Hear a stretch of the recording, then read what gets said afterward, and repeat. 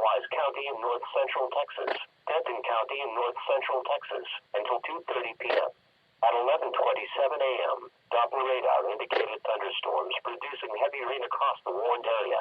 1 to 3 inches of rain has already fallen.